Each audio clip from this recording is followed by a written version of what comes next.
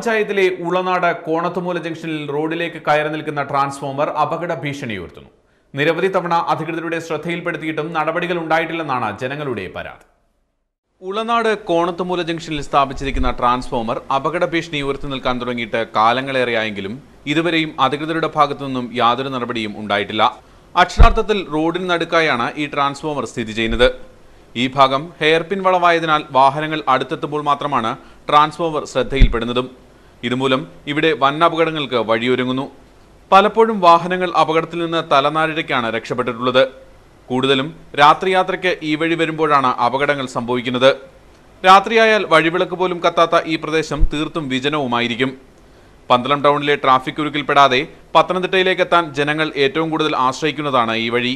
കൂടാതെ ദിവസവും സ്കൂൾ വാഹനങ്ങളും വലിയ സ്വകാര്യ വാഹനങ്ങളും അടക്കം നൂറുകണക്കിന് വാഹനങ്ങൾ ഇതിലെ കടന്നു പോകുന്നുമുണ്ട്.